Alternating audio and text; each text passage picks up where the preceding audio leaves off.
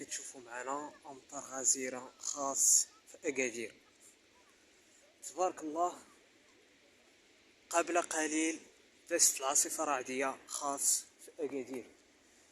اذا اجواء ممطره تماما في لاكوت وفي اكادير عامه. كما كتشوفوا السماء منظر رائع جدا، امطار غزيره في هذه البلاصه. كما كتشوفوا شوفوا تبارك الله، عاصفه رعديه دازت قبيله. شوفوا شنو دارت هاد البلاصه ديال الفيضان بحال الواد ديال هاد المكان كله.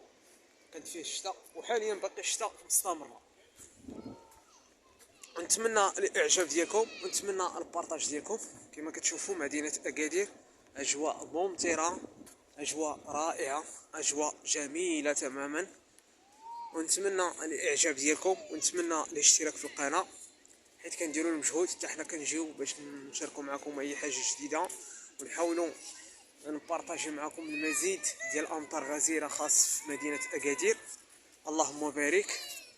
اذا الشتاء باقي مستمره، يقدر غادي تستمر بعد ساعات، باقي يقدر غادي تستمر حتى الغدا ربما، وبعد غدا يقدر تكون الشتاء مازال. وحاليا اجواء ممطره، اجواء جميله رائعه جدا. كما كتشوفوا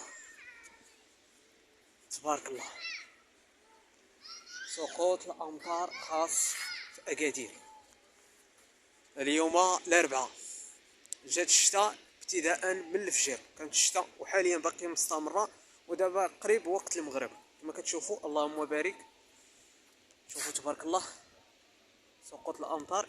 ايوا نتمنى الاعجاب ديالكم والاشتراك في القناه ديالي، وساعدونا باش نوصلوا 1000 مشترك ان شاء الله باش توصلوا اي جديد. تحياتي.